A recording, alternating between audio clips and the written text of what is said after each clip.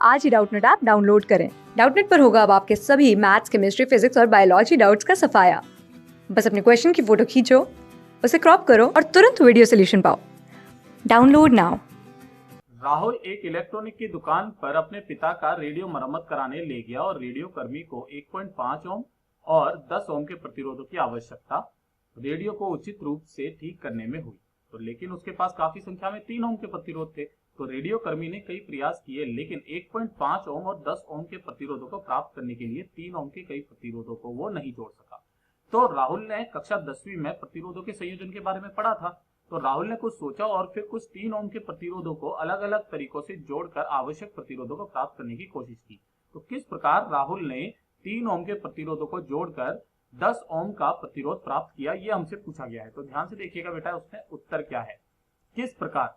तो उसने क्या किया होगा कि ये उसने एक प्रतिरोध तो ये रहा, ठीक है, दूसरा प्रतिरोध यहाँ पर ये रहा और तीसरा प्रतिरोध, उसने 3 प्रतिरोधों को तो लगाया समांतर क्रम में, ठीक है, और बाकी के 3 को उसने किस तरीके से लगाया, कुछ इस तरीके से लगाया, ठीक है। तो ये हो गया हमारे पास में ए और ये हो गया हमारे पास में बी, और ये सारे के सारे कैसे हैं बेटा, 3-3 ओम के हैं। ये 3 ओम, ये 3 ओम, ये 3 ओम, ये 3 ओम, ये 3 ओम, ये 3 ओम, है ना। उसने क्या किया कि शुरुआत में तो उसने ये तीनों को तो ये तीनों का 3 प्रतिरोधों को तो क्या कर दिया बेटा, समांतर क्रम में लगाया, है ना।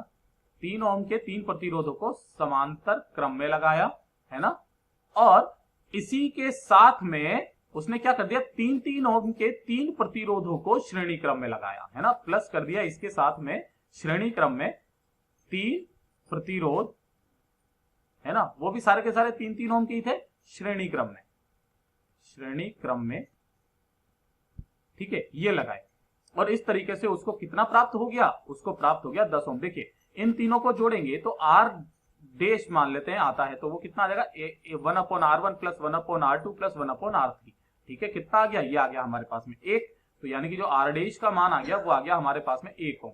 और इन तीनों को जोड़ा तो इन तीनों को जोड़ने पर जो हमारे पास में आर डबल डैश आया वो R1, क्योंकि ये श्रेणी में है तो ऐसे करके जोड़ लेते हैं ना बेटा हम लोग, R1 plus R2 plus R3 यानी कि कितना हो गया, 3 प्लस 3 प्लस 3 यानी कि कितना हो गया, 9 ओम हो गया।